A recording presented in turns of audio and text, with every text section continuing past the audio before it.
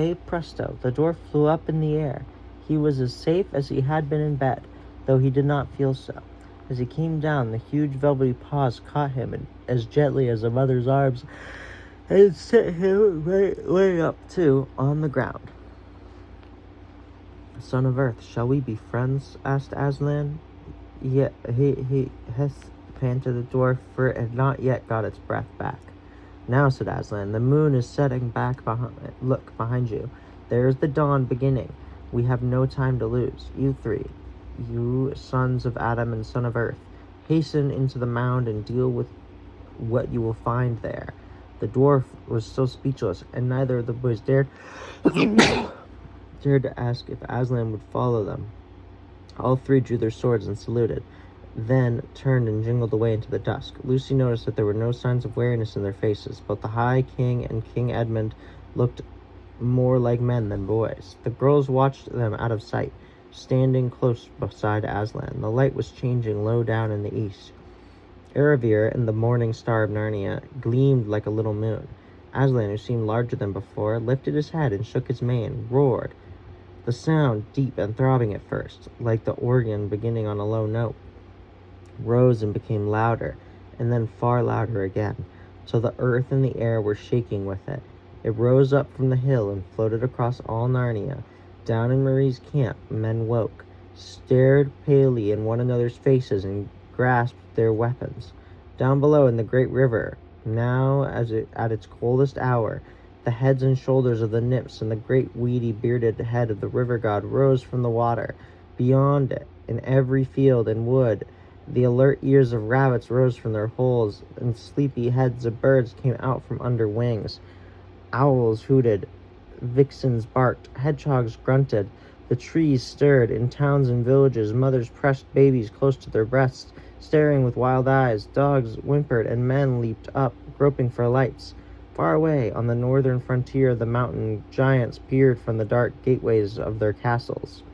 What Lucy and Susan saw was the dark something coming to them from almost every direction around the hills. It looked first like a black mist creeping in the ground, like the stormy waves of the Black Sea rising higher and higher as it came on. And then, at last, like what it was, woods on the move, all the trees of the world appeared to be rushing towards Aslan. But as they drew nearer, they looked less like trees, and they were a whole crowd, bowing and curtsying and waving thin, long arms to Aslan, were all around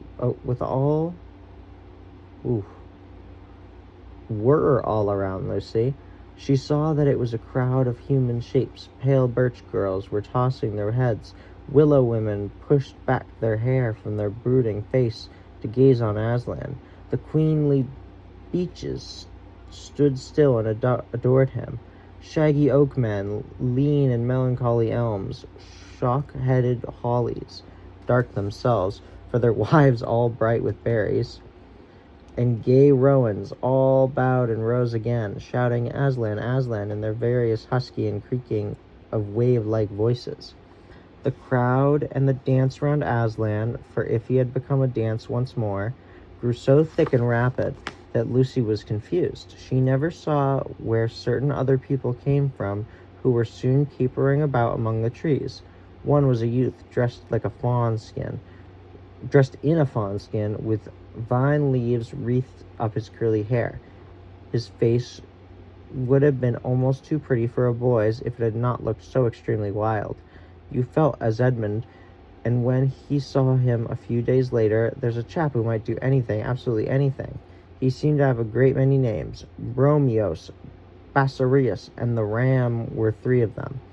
There were a lot of girls with him, as wild as he. They were even, unexpectedly, someone on a donkey, and everybody was laughing, and everybody was shouting out, "Ew, ow!" "Is it a romp, Aslan?" cried the youth, and apparently it was, but nearly everyone seemed everyone seemed to have a different idea of what they were playing. It may have been Tig, but Lucy never discovered who it was. It was rather like Blind Man's Buff, only everyone behaved as if they were blindfolded. It was not unlike Hunt the Slipper, but the slipper was never found. What made it more complicated was that the man on the donkey, who was old and enamourlessly fat, began calling out at once, "Refreshments! Time for refreshments!" and falling off his donkey and being bundled onto it again by the others, while the donkey was under the impression that the whole thing was a circus and tried to give a display of walking on its hind legs. And all the time there were more and more vine leaves everywhere, and soon not only leaves but vines. They were climbing up everything. They were running up the legs of the tree people and circling around their necks. Lucy put up her hands to push back her hair and found she was pushing back vine branches. The donkey was a mass of them. His tail was completely entangled, and something dark was nodding between his ears. Lucy looked again and saw it was a bunch of grapes. After that, it was mostly grapes, overhead and underfoot and all around. "Refreshments, refreshments," roared the old man. Everyone began eating. "And whatever hothouses your people may have, you have never tasted such grapes. Really good grapes, firm and tight on the outside, but bursting into cool sweetness when you put them into your mouth, were one of the things the girls had never had quite enough of before. Here there were more than anyone could possibly want, and no table manners at all. One saw sticky and stained fingers everywhere, and though mouths were full and laughter never ceased, nor the yodeling cries of the ee-aw, ee-aw, till all of a sudden everyone felt at the same moment that the game, whatever it was, and the feast ought to be over, and everyone flopped down breathlessly on the ground and turned their faces to Aslan to hear what he would say next. At that moment, the sun was just rising, and Lucy remembered something and whispered to Susan, "I say, Sue, I know who they are." "Who?" "The boy with the wild face is Bacchus. The old one on the donkey is Silenus. Don't you remember Mr. Tumnus telling us about them long ago?" "Yes, of course, but I say, Lou, what? I wouldn't have felt safe with Bacchus and all his wild girls if we'd met them without Aslan." "I should think not," said Lucy. "I don't know what this is a reference to, but I'm guessing it's a reference to something. Bacchus and Silenus. There's something going on there. That's some C.S. Lewis stuff right there. I don't know if we're referencing La Bible or some of his own, lore that he loves to randomly slot in there. But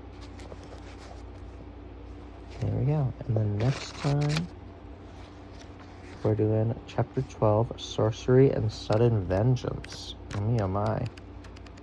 And we're making pretty good progress on Prince Caspian at the moment, which ironically doesn't actually contain all that much Prince Caspian.